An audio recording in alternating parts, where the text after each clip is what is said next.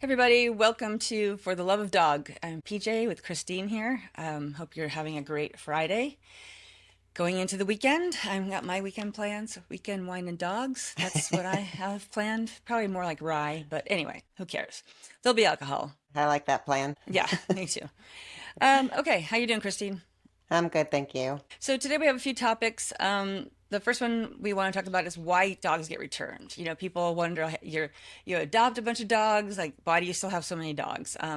Fortunately for us, we don't have that many return, but I can tell you it's a big bummer when people do return dogs. Um, and there's several reasons why, and let's talk about them. One thing I want to point out is, people go to adopt a dog. We want people to be 100% ready that they're ready to bring a dog into the home. If they're wavering, it's not the right time. Dogs aren't a pair of shoes. You can't bring them home, try them on. If it doesn't work out, they don't feel right, um, the dog goes back. That's not fair to the dog. It adds to the problem. If you're adopting from a shelter, you're adding back to the numbers at the shelter. If you're adopting from a rescue, most rescues are going to be foster based like us, and we don't have anywhere to put the dog if the human gives up. So, um, as PJ has pointed out in many other of our podcasts, it's always human error when dogs are returned. Too much love too soon. So a lot of people, they get a dog, they bring them home. Of course, you're going to be excited. Of course, you're going to want to show the dog off to your friends and family. You're going to want to hug on the dog, love on the dog. And that's the last thing you want to do. This dog is coming from a completely different environment. We want to give that dog time to learn what that dog expects of you. So, of course, you want to love the dog, but you don't want to lead with love. You want to lead with exercise, lead with discipline, teach the dog their new routine, and then love on the dog. So a lot of people will love on the dog too much too soon, and that leads to behavioral issues, unwanted behaviors, that lack of consistency where they're wondering, why isn't my dog fitting into my household? Well, it's because you're not teaching the dog. So I know that we'll get into some of these other things, but again, love on the dog, but don't lead with love. Yeah, and just to build on a couple things that Christine said, the very first thing, like being ready and like not trying on like a pair of shoes. And I'll tell you, that's one of the reasons we stopped doing trial runs for people, because I could literally tell that when they were adopting the dog on Saturday, they were going to return it the next week. And I just thought, why are you putting the dog through this? Why are you putting us through this? And as Christine pointed out, that if the dog was in foster and you adopt the dog and you take it and you're trying it for 30 days in your mind, we've already filled that spot because we always need fosters, right? So we've got that spot filled now. As Christine said, we don't have a place for that. And also, I think letting people try the dog encourages them not to work hard. And I think Mhm. that's a thing that, it is work. You don't just try on your new baby, right? You got to work at it. So I think it's the same thing. Some people don't see pets as family like we do. It's fine if you think it's a little different, but nonetheless, you made that commitment to the dog, and so you just need to follow through. And we are big Caesar Milan fans. I know that some people aren't, but I'll just tell you. And he always talks about exercise, boundary, and then affection. And I think that's true. Make sure your dog has a lot of exercise. He needs to know the boundaries, right? He shouldn't be like on the couch the first night. And then you can, of course, we want you to love your dog. I'm not usually worried about anybody loving their dog, but if you love them too fast, too soon, as Christine said, it can lead to problems. It could lead to them, feeling jealous if somebody comes next to you or whatever. So, and again, that's your fault. That's not the dog's fault. So, Unrealistic expectations. So with this one, I think a lot of people will go in adopting, expecting to bring home the perfect dog. Again, we've talked about this multiple times. There's no perfect person, there's no perfect dog. So, um, my best advice, don't have expectations. I mean, you don't know what you're going to get until that dog comes home, and you work with the dog and teach the dog what the expectations are. Um, Again, like PJ just said, don't let the dog up on the couch or in the bed the first month. We recommend because we want that dog to have time to learn boundaries and learn what's okay and what's not okay. And when people are surprised when things happen, um, it's because you let your dog have too much freedom too early on. Yeah, I think, um, I think when it happens with us, I'll just say it just pisses me off. And people, you could probably do a drinking game with how many times I say things piss me off on our podcast, but um, because we go over all of this, right? And so you want the dog to understand that you own everything, right? You own the boys, the balls, the toys, the water, the food, the exercise. You own all that, and you give that to them. And the reason is because you don't want them. You want them to be dependent on you, unlike human kids, right? You want them to be independent. You raise them to be independent, right? And you don't want the dog to be independent because independent dogs start making decisions that you don't want them to make. Like, hey, I'm going to run over there and like, steal somebody's ball or get into a fight or whatever, just because they think they own everything, that everything is theirs. And I think you see that a lot, like when the dog's on a flexi leash because it's in front of the human, and because in their world that means they're the pack leader suddenly, and that's not every dog should be a pack leader, right? Not every dog has that in them. Just like humans, not every human wants to be a leader or is equipped to be a leader. There's nothing wrong with that. We need team members too. So, and I never hesitate to be able to use my analogy. It's the Lassie-syndrome. That to me encapsulates this unrealistic expectations to the core, because people want their dog to love them and love everybody, but then protect them. But they're not going to tell them who they want to be protected from and who they want them to love, right? And then they're surprised if somebody growls or gets bitten because, they didn't tell them that. They want them to, be cuddly, but then leave me alone. And they want them to make the best martini. And then the dog is so friggin' confused what you want out of it. And you should just let him be a dog. Dogs are awesome. There's a lot of great things. It's great to cuddle with your dog. It is great to have your dogs in bed. I sleep like a pretzel because I've got 4 dogs in bed. I love it. You don't have to have your dogs in bed, but if you like that, you have to work up to it. We Yeah. didn't just start with 4 dogs in the bed. So, and even today, to this day, I've had Nigel almost 11 years. He still has to wait till I invite him up on the bed, and then these are the things that you have to put. These are the boundaries, and that's why he knows that it's okay if I say it's okay. So, Hmm. if you don't tell him that, think about your relationships. Did you ever have somebody that had this unrealistic expectation of you because you didn't even know that they wanted this from you? That's I've been exactly, there. you have to tell. Yeah, I think we all have. And I think Yeah. that's, the dog is the same way. And the dog doesn't even speak your language, so you got to speak their language. So Yeah. Not enough exercise. this is a Um, good one. that is a good one. I mean, this seems like common sense. A dog doesn't have enough exercise. They have pent up energy. They're going to have behavioral issues, chewing, barking, jumping, pulling on the leash. I mean, all these things accredit to getting enough exercise. Um, I mean, they didn't coin the term a happy dog is a tired dog for no reason. and and letting your dog, a lot of people think they have a yard. Letting your dog run around in the backyard, that's not exercise. We want people to have solid, you know, it, realistically 2 solid walks a day, one in the morning, one in the evening. Obviously, some people's schedules don't allow 2 hour walks a day. So break them up, do a short one in the morning, a long one in the evening, but get that exercise in. It's going to make a huge difference. Um, I'm sure PJ has more info to build on this. Always. Yeah. No, so again, everybody who knows us knows that we build on dog behavior, right? And the thing is that it's in their DNA. I don't care if you have a Chihuahua, the fluffiest, cutest, poodle dog, whatever, a big husky, it doesn't matter. It's in their DNA.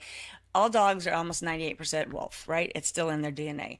And that's what they did for thousands of years before they were domesticated, right? They walk, they hunt, they constantly walk. And so they need it. And you can tell if they're not getting it. They're frustrated, they're barking all the time, and I understand it is hard sometimes, especially with people's schedule and you have kids and but again, you made that commitment. So if you can't do a big walk, do a 10, 15-minute walk in the morning and then do a longer one at night. You really only need 2 30-minute walks. And yes, running around the backyard is fine. that just burns more energy. But the thing that walking does is it burns both mental and physical energy. And I'll tell you what, the mental is what gets the dogs tired, just like people. Hmm. And they need it. They need it. It's in their DNA. It's like, it's like they need to eat and drink water. They need that. And again, when people start to tell us, oh, I'm having a problem, my dog, blah, blah, blah, my first question is, how often are you walking your dog? And I can tell you about 99% of the time, they're like, oh, a few times a week. Or we have a big backyard. That's my favorite one. We have a big backyard.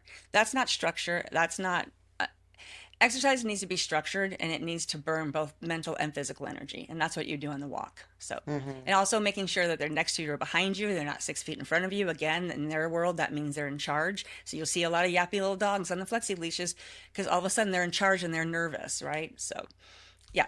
I mean, some dogs have limitations, right? They're older, they have arthritis, maybe they can't do 30-minute. I can tell you they still want to get their biscuit outside. Yep. So let them do it because they want to, they need to, and that helps them mentally too.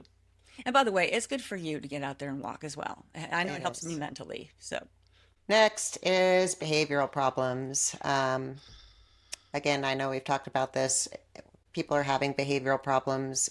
Um, Reach out for help. I mean, there's reasons behind what's happening, and if you recognize whether it's separation anxiety or they're being destructive in the house, even just like simple house training. I mean, these are things that are solvable if you put in the time and do some research, find out what your dog needs and how you can get support to do that if you're not able to do it yourself. Um, Behavioral problems aren't the end of the world. I think every dog owner has had some sort of behavioral problem, and it's not going to be just once in the dog's lifetime. So things are going to happen, and that commitment to that dog, you're going to work through those things and move on. behavioral problems. How often are you walking your dog? That's going to be the first Yes. question, right? So if you're starting to have any issues, walk your dogs more. If you are doing 2 30-minute walks, which I doubt you are if you're having behavioral problems, I really don't believe that, um, then increase it. Do 2 45-minute walks.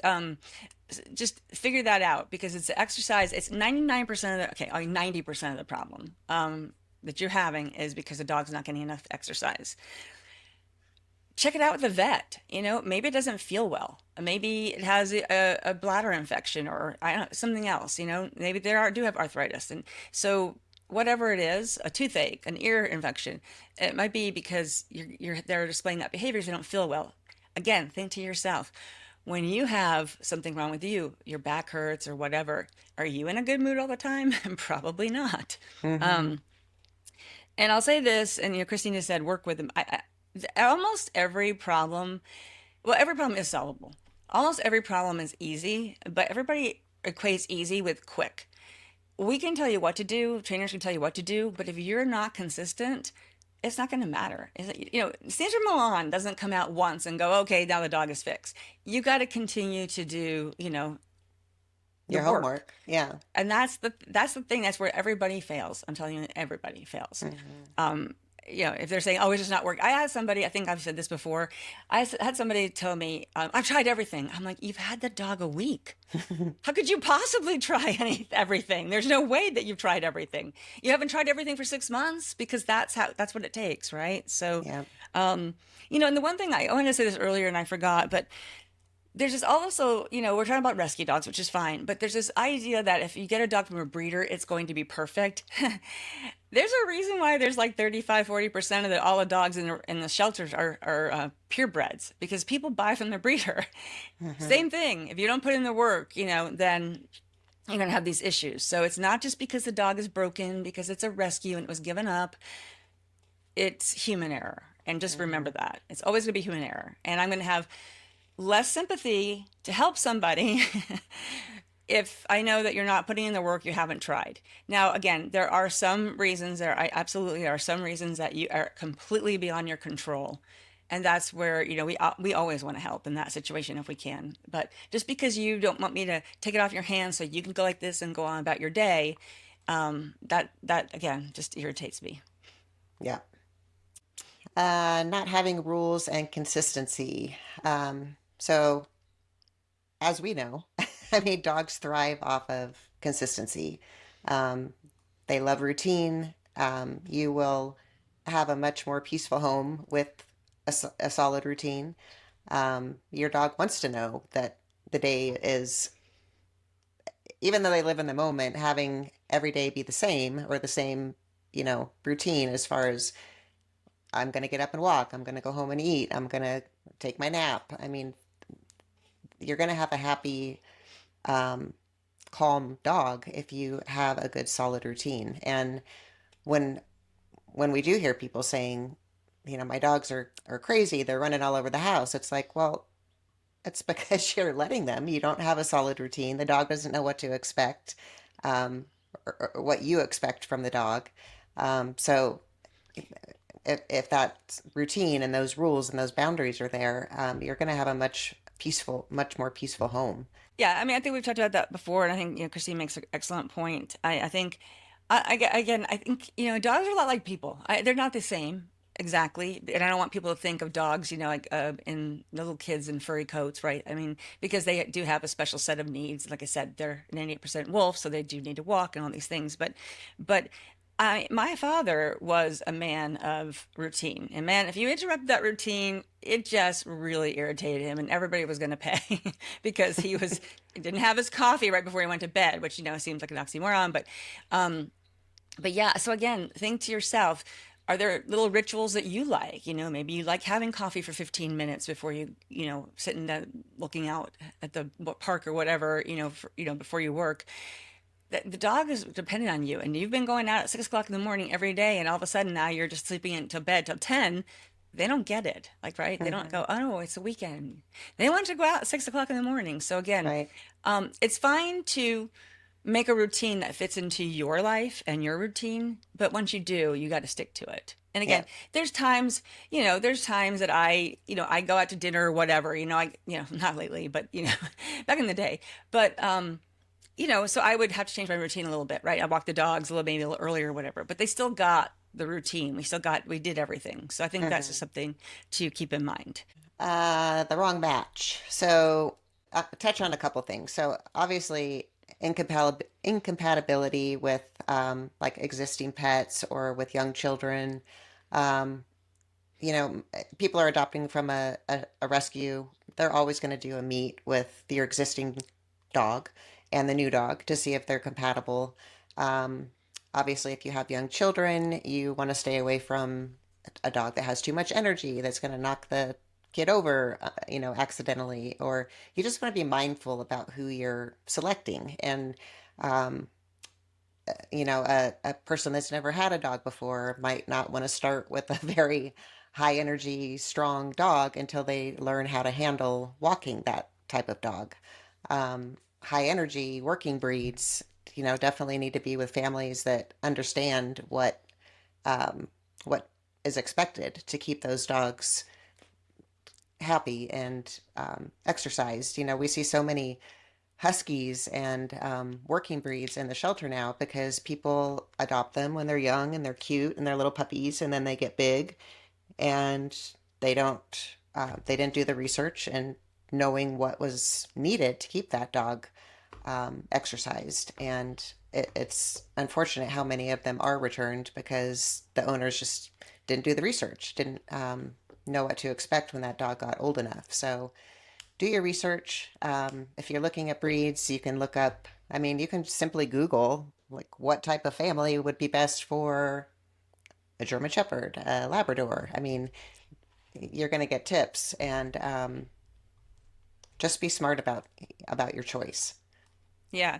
And there's some apps now, like is it Clover is one of them, Yeah. where like they ask you questions, and then they, based on your questions, they serve you which dogs might be fit best. But you got to be honest. Like everything else, this is 100% humans' fault. I can tell you, I've had so many people mad at me. We've gotten bad reviews because, they tell me that they're a couch potato, and then they want this like super athletic dog that would take way more than 30 minutes twice a day to tire out and to get them exercise. And so we say no. And I say no, not only for the dog, mostly for the dog, because everybody knows the dog's my client, Right. but I'm saying no to you because I know you're gonna be so unhappy and you're gonna return the dog anyway. So, and then the dog is gonna be a mess because you haven't been exercising it. So I think, and it's funny, it's rare, but it has happened through the years where people will come to us and say, I want a dog and you told me no. And that was actually the best advice you could have ever given me. However, I went and adopted a dog from somebody else and now I have a problem. I can't have this dog, And so I think it's good that people at least admit it. But again, if you just listen, we're not being mean. I'm not trying to keep, are you kidding? I would love to give everybody a dog everybody that crosses my path could have a dog. That would be awesome. But Two dogs. I did, yeah, more. But at the end of the day, I know that at some point we're going to get some back. We get 7 to 10% back a year of our dogs. It's way higher in the shelter.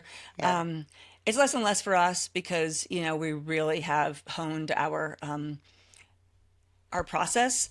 But again, I know other people are going to do it. And so we do try to help when we can. So again, this is 100% your fault. If you're a couch potato, don't get an athletic dog. Hmm. You're not going to suddenly want to start walking 6 miles a day. You're just not. You're like, oh, I've been sitting on the couch eating bonbons all day, which is, by the way, is not a bad thing. If that's do it. I would love to do that. But you're not going to suddenly go, oh, I'm going to run a marathon. All right. So just be smart about it. Hmm. Last but not least, life changes. We all have them, some worse than others. The number one reason people are surrendering dogs is due to life changes, whether or not it's a housing situation, illness, and we always want people to have a plan right when you adopt the dog. Have a plan of who's going to take this dog if something were to happen to you. I know personally when I adopted Malibu, I had someone that was going to take her if something were to happen to both my husband and myself. She moved to Oregon. So that kind of, I needed someone else local, at least for emergencies. So we had a backup plan.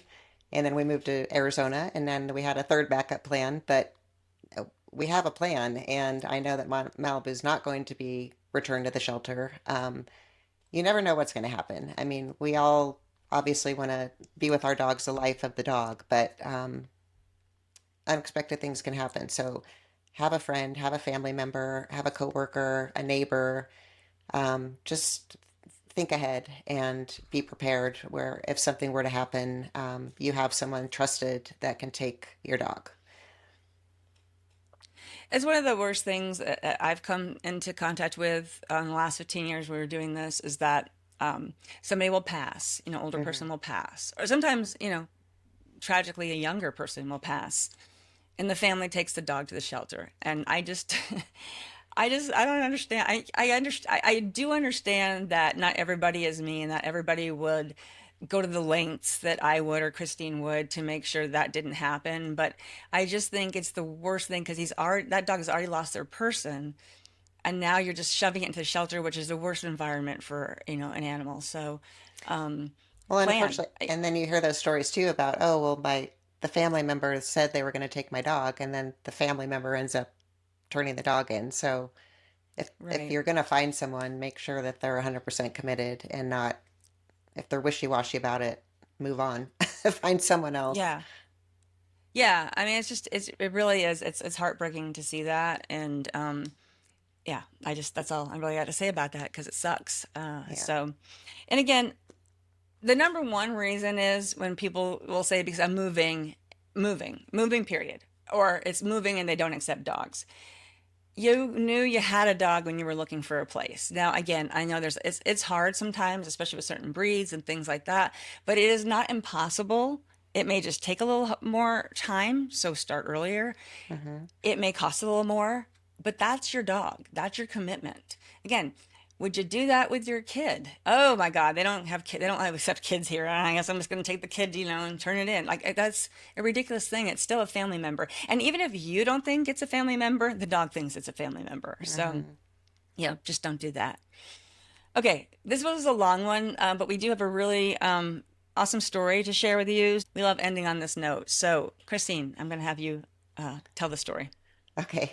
So this happened a couple of years ago, but it's recirculated, and I saw it recently, and it's one of those happy feel good stories. So there's a little boy in Virginia who had a dog. The dog was diagnosed with parvo, and Bryson, the little boy, had a Pokemon card collection that he started when he was 4 years old, and I think he was about 7 at the time when they got the lab that came down with parvo.